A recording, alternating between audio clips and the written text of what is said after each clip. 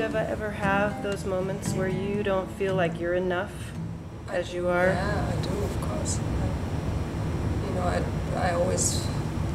I mean, that's why for myself I can only say it's something which won't stop, most probably, anytime soon. You know, just that. You know, yeah, I compare myself. You know, this person sings like that, or this person looks like that, or the hair is longer, or his skin is nice. I don't know, whatever. You know, just you know, it's getting better. It's definitely getting much better. It has less grip, you know, over me, but I can still go there. So how do you let go of fear? How do you practice letting go when you get afraid? Some of my life, I mean, it's a life experience. Again and again, I've experienced that I don't have to be afraid. You know, when I was your age, I was thinking, how am I going to support myself? How am I going to make money? You know, like that thing, I'm going to end up on the street, you know. And then again and again, something happened that I realized I'm supported, you know. I just kept living and kept going as best I can, doing what I felt I wanted to do. I had a big experience when I was 17, and I decided to stay in India for a year and drop out of school. And I had 1 more year to go in school, and my mother said, I'll pay for you if you want to stay in India. And so I dropped out of school, and then while this year was happening, I felt it's not right, you know, I should finish school. It's not good to leave something hanging like that, you know.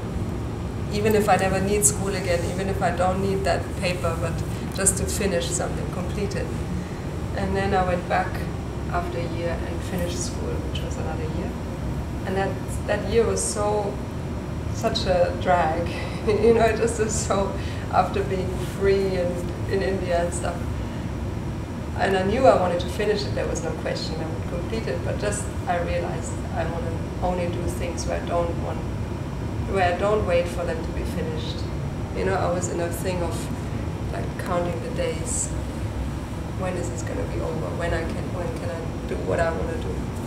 And somehow there was a realization that I needed to find something where I'm not wasting the moment, you know, where I can, because it's very precious life and we don't know when it's going to end, basically, none of us. So how can I live my life so I enjoy the moment and don't wait for the next, you know?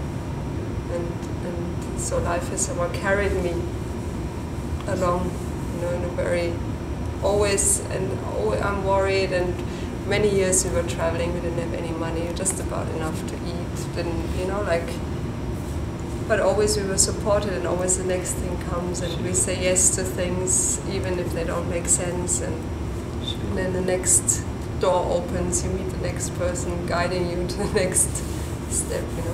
We were supported too. We had this spiritual community. I mean, you guys don't have that,